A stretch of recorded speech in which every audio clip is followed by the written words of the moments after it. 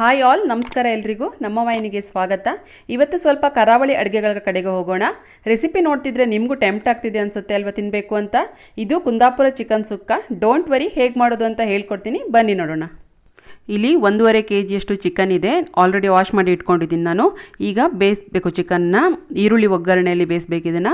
ಮೊದಲು ಪಾತ್ರೆಗೆ ನಾನು 1 ರಿಂದ 1.5 ಟೀ ಸ್ಪೂನಷ್ಟು ಕೊಬ್ಬರಿ ಎಣ್ಣೆ ಹಾಕೋತಾ ಇದ್ದೀನಿ. ನೀವು ಯಾವ ಎಣ್ಣೆ ಬೇಕಾದರೂ ಯೂಸ್ ಮಾಡ್ಕೋಬೋದು. ಎಣ್ಣೆ ಬಿಸಿ ಆದಮೇಲೆ ಅದಕ್ಕೆ ಅರ್ಧ ಟೀ ಸ್ಪೂನಷ್ಟು ಸಾಸಿವೆ ಹಾಕ್ತಾ ಇದ್ದೀನಿ. ಸಾಸಿವೆ ಚಿಟಪಟ ಅಂದಮೇಲೆ ಒಂದು 8 ರಿಂದ 10 ಬೆಳ್ಳುಳ್ಳಿನ ಜಜ್ಜಿಕೊಂಡು ಇಟ್ಕೊಂಡಿದ್ದೀನಿ. ಅದನ್ನು ಹಾಕ್ಬಿಟ್ಟು ಒಂದು 2 ನಿಮಿಷ ಫ್ರೈ ಮಾಡ್ಕೊಳ್ಳಿ. ನೆಕ್ಸ್ಟ್ ಶುಂಠಿನ ಆ್ಯಡ್ ಮಾಡ್ಕೊಳ್ಳಿ. ಇಲ್ಲಿ 3 ಇಂಚಷ್ಟು ಶುಂಠಿನ ಹಾಗೆ ಜಜ್ಕೊಂಡಿದ್ದೀನಿ, ಪೇಸ್ಟ್ ಏನು ಮಾಡ್ಕೊಂಡಿಲ್ಲ. ಇದು ಸ್ವಲ್ಪ ಲೈಟಾಗಿ ಹಸಿ ವಾಸನೆ ಹೋಗೋ ತನಕ ಫ್ರೈ ಮಾಡಿಕೊಂಡು ನೆಕ್ಸ್ಟ್ ಈರುಳ್ಳಿ ಹಾಕ್ಕೊಳ್ಳಿ. ಇಲ್ಲಿ 3 ದೊಡ್ಡ ಸೈಜ್ ಈರುಳ್ಳಿನ ಈ ಥರ ಸ್ಲೈಸ್ ಮಾಡಿ ಹಾಕ್ಕೊಂಡಿದ್ದೀನಿ. ಈರುಳ್ಳಿನ ತುಂಬ ಏನು ಫ್ರೈ ಮಾಡ್ಕೊಳ್ಳೋದು ಬೇಡ. ಲೈಟಾಗಿ ಟ್ರಾನ್ಸ್ಪರೆಂಟ್ ಕಲರ್ಗೆ ತಿರುಗಿದ ತಕ್ಷಣ ಇದಕ್ಕೆ ಚಿಕನ್ ಆ್ಯಡ್ ಮಾಡ್ಕೊಳ್ಳಿ. ನಾನಿಲ್ಲಿ ಚಿಕನ್ಗೆ ಅರ್ಧ ಟೀ ಸ್ಪೂನಷ್ಟು ಹಳದಿ ಪುಡಿನ ಆ್ಯಡ್ ಮಾಡ್ತಾ ಇದ್ದೀನಿ. ಹಾಗೆ ರುಚಿಗೆ ತಕ್ಕಷ್ಟು ಉಪ್ಪನ್ನು ಹಾಕ್ಕೊಂಡ್ಬಿಟ್ಟು ಸರಿಯಾಗಿ ಒಗ್ಗರಣೆಯಲ್ಲಿ ಒಂದ್ಸಾರಿ ಮಿಕ್ಸ್ ಮಾಡ್ಕೊಂಡ್ಬಿಡಿ. ನಂತರ ಇದಕ್ಕೆ 1 ರಿಂದ 1.5 ಗ್ಲಾಸಷ್ಟು ನೀರು ಹಾಕಿ ಸಾಕು, ಯಾಕಂದರೆ ಚಿಕನಲ್ಲೇ ಆಲ್ರೆಡಿ ನೀರು ಬಿಡುತ್ತೆ. ಇದನ್ನು ಬೇಯೋಕೆ ಇಟ್ಬಿಡೋಣ. ಇದು ಬೇಯೋಷ್ಟರಲ್ಲಿ ನಾವು ಮಸಾಲೆ ರೆಡಿ ಮಾಡ್ಕೊಂಡು ಬಿಡೋಣ.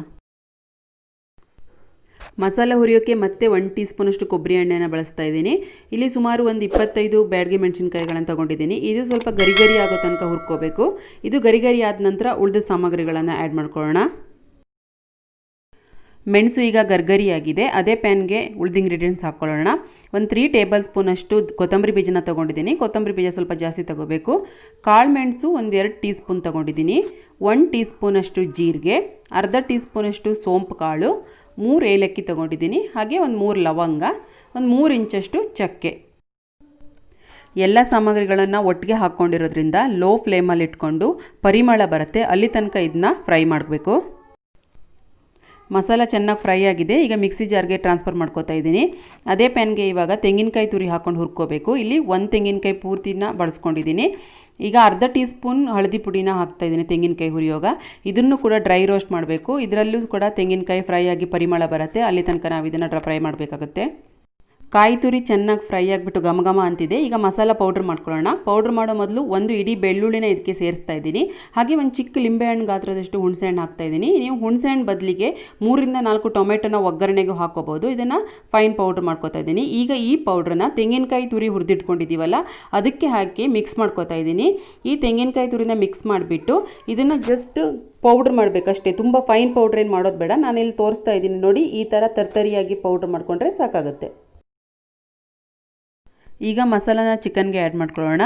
ಇಲ್ಲಿ ಚಿಕನ್ 75% ಅಷ್ಟು ಚೆನ್ನಾಗಿ ಕುಕ್ ಆಗಿದೆ.